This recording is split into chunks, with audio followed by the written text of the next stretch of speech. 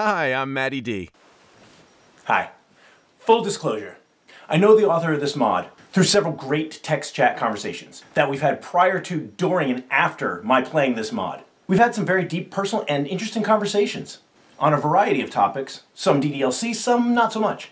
But this is still one of my regular review videos, where I address the good, the bad, and the ugly. And I really hope we're still on speaking terms when I'm done, because I gotta give my frank and unfiltered review of the True Literature Club, or TLC, mod.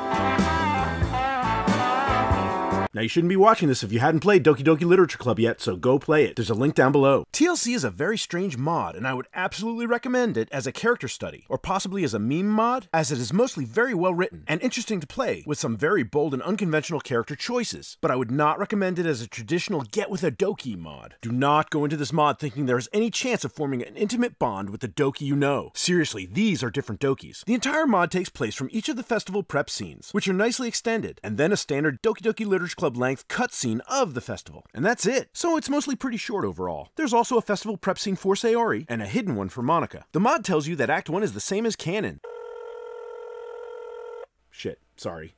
Hang on. Matty, Major here. I'm playing this drinking game one of your subscribers came up with. Every time you say the word canon, I take a drink. Wish me luck. Okay. Alright, where was I?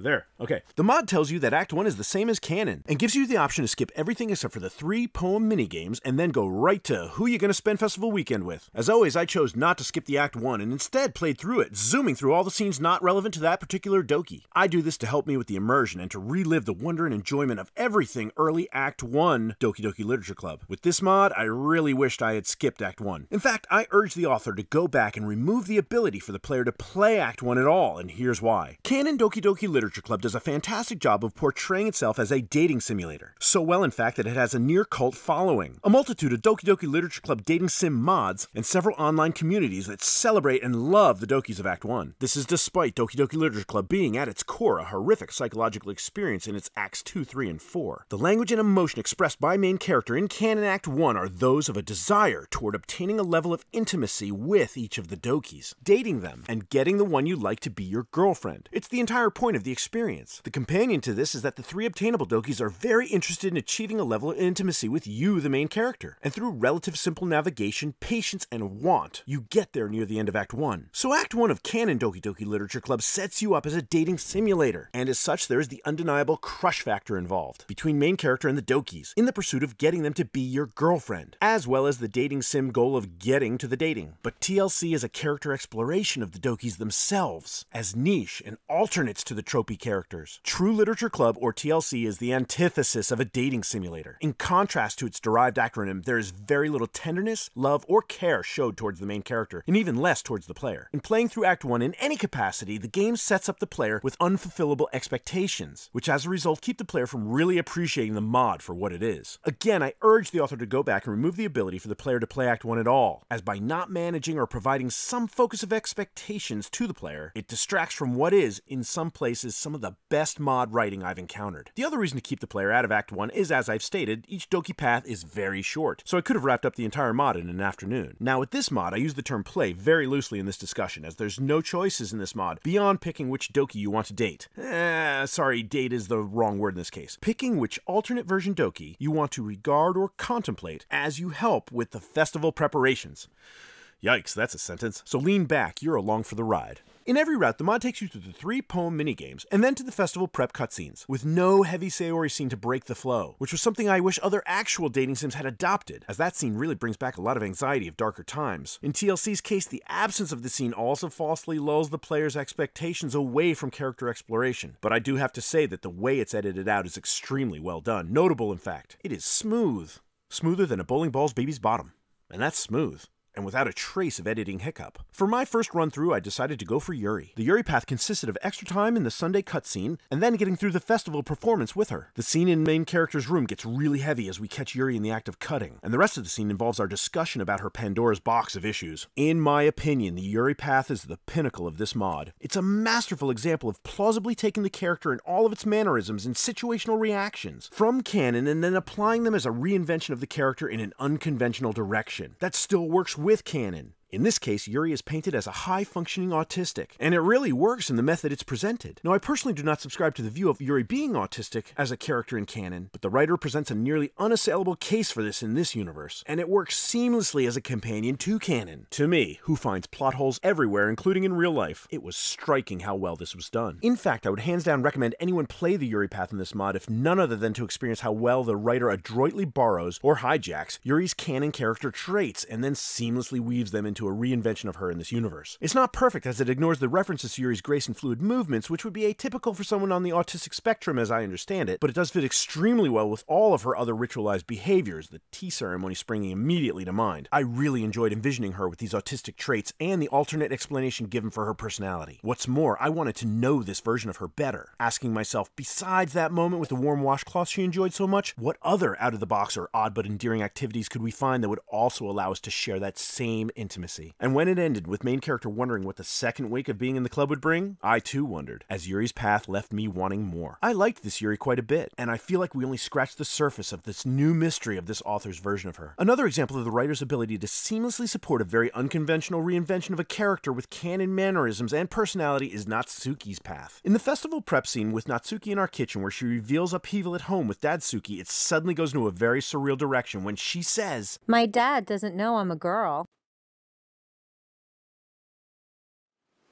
I'm sorry, it sounded like you said... My dad doesn't know I'm a girl. Huh. Dadsuki doesn't know Natsuki is a girl. Huh. So many questions. But let's ignore them and focus on this. Did Dadsuki suffer a blow to the head at some point? Is this like the China's one-child policy thing? Is this a stepdad and Momsuki was, She's transgender, you jackass! Ah, right. Okay, no, that actually makes sense. Yeah, duh. That makes a lot of sense, actually. Wow, bold choice. Nice. Again, I don't subscribe to Natsuki being transgender as a canon character, but damn it if the writer doesn't make a really nicely presented case for it here. And one scene I really enjoyed in Natsuki's Path was at Festival when main character is teasing her with the frosting on his finger. It was a really fun side of main character, who for much of the mod is either wishy-washy or practicing pop psychology. It was a nice moment of intimacy, and Natsuki reacted perfectly per her canon counterpart. Matty, Major here. You say canon a lot, man. I drink a lot. Oh boy.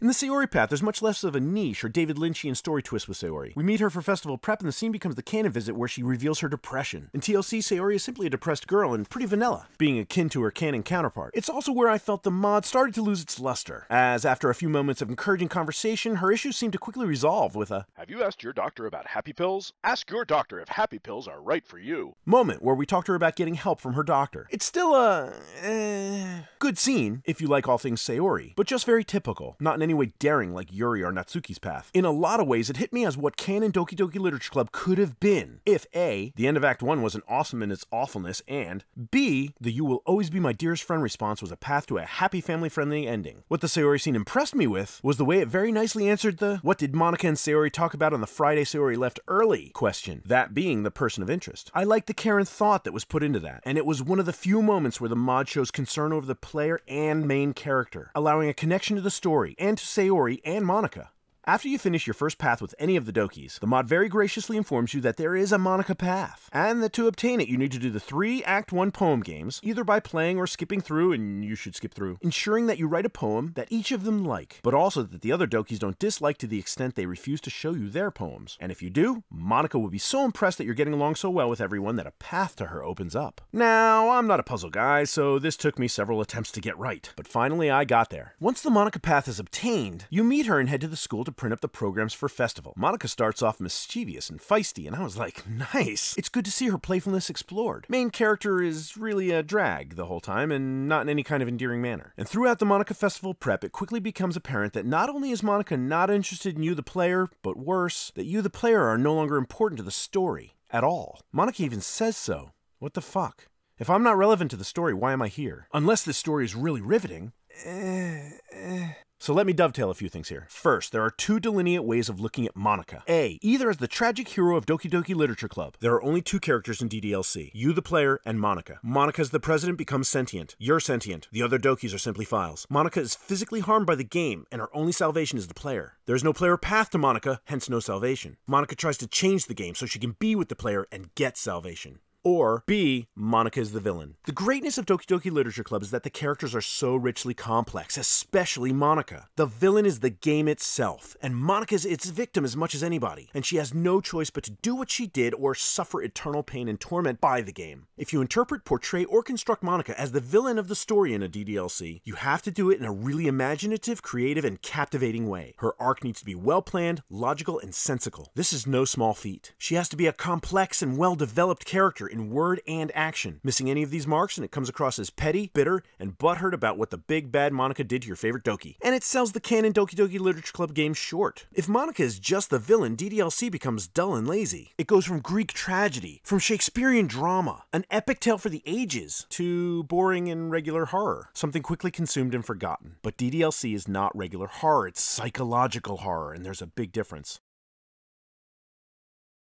Look, if the big bad wolf is just slaughtering the three little pigs, then that's boring. It's a story you tell children at bedtime. But if the prologue to the three little pigs is that years earlier the pigs broke into the wolf's home, raped and murdered his pregnant wife, left him in a coma, and now the wolf is back hunting the pigs down to deliver some needed John Wick meets Quentin Tarantino level of huffing and puffing retribution, now that's a story. TLC makes her just the villain. And not just the villain, but a pantomime James Bond villain. Her cutscene is her going into detail about her convoluted evil plan to a captive main character. The only thing we're missing is the shark tank and the laser beams, and it was here that the mod flatlined. Monika was no longer Prometheus, no longer Hamlet, and Bowser felt like a deeper character at this point than TLC's Monika. And it was so unfortunate compared to the depth of story and care of character craft showed in Natsuki and Yuri. Second, Monika announces she has a girlfriend, and lectures main character endlessly on being accepting of people who are different or have different wants and desires outside of the norm, and the need to treat them fairly and kindly. And then she finds the main character's script is outside the norm and proceeds to treat him differently, unfairly, and unkindly because of it. Unfortunately, there's not a trace of irony in the writing here. It's simply a case of the dogma of the writer's politics trumping the gameplay, as well as, and unfortunately, the story, the player, and any sense of enjoyment. Not to mention, isn't Monika a program, a script? Even AI, Monika's not a gender, so the whole issue is moot. Controversy for controversy's sake is not interesting, and she goes on, preaching tolerance of which she shows none of. Third, as well, the logic of Monika here simply fell apart. So with my poems, I made the Dokis happy and none unhappy. This impressed Monika to the extent main character gets to spend time with her. She's so impressed that she offers main character the role of president of the literature club. Then she decides to torment and torture main character. Then she decides to delete main character. Then she decides not to delete because bored now. Wait, no, it's because her girlfriend Sayori would be unhappy. So now main character and Monika can be friends. Oh wait, no they can't. Wink at main character, choke main character. Thank main character, delete main character. I was ready to be just deleted.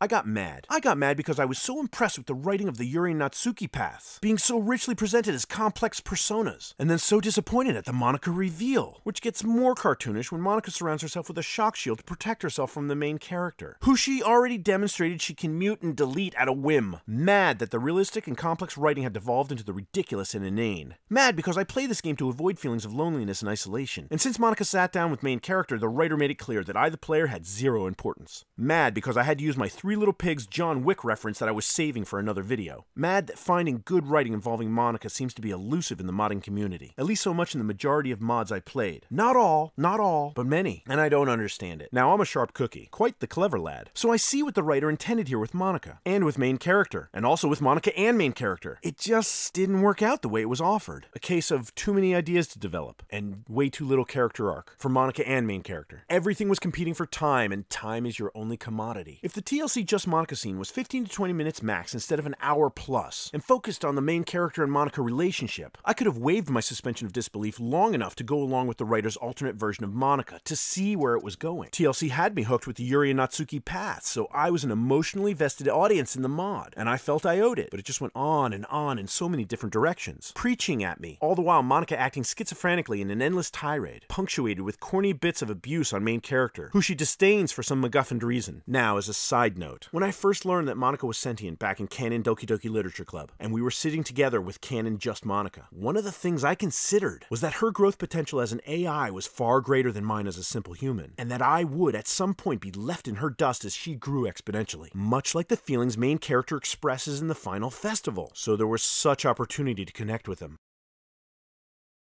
But the bottom line is that the Monika Path is 5 pounds of dogma in a 3-pound audience.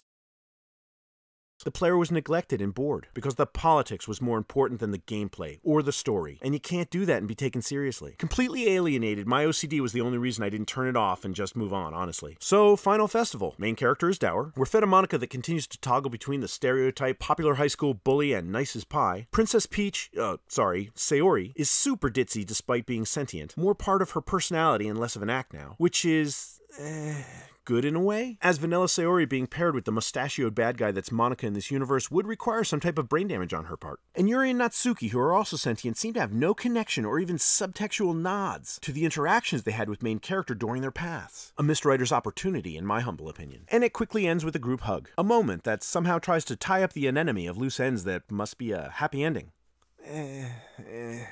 As I said at the start, the mod is pretty niche. What I liked, I really liked. 3/4 of it, in fact. Only detracted by an abundance of drum thumping and controversy for the sake of controversy going on. And of course the other things I chatted about. If you love Yuri and are open to seeing a really interesting, well-written alternate take on her, or you know someone on the autism spectrum, play the Yuri Path. You will love it. If you're transgender, LGBT, or an ally, or at least not fundamentally against people who are, and you want to see a really interesting alternate take on Natsuki, play the Natsuki Path. It's great. The Sayori Path has some nicely crafted elements, but there's nothing really new there. And if you've got a raging hate-on for Monika, play the Monika Path. It will reinforce that opinion for you, and all the other things you're wrong about, and even make her pretty petty and wishy-washy on top of everything. Just be careful where you point that hate-on. If you experience a hate-on lasting more than 4 hours, seek an internet shitpost right away. Thanks for watching. I'm Mattyd.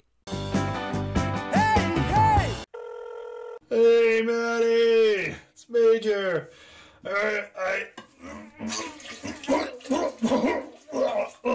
Oh, man. What's your RL waifu's number? I should give her a call.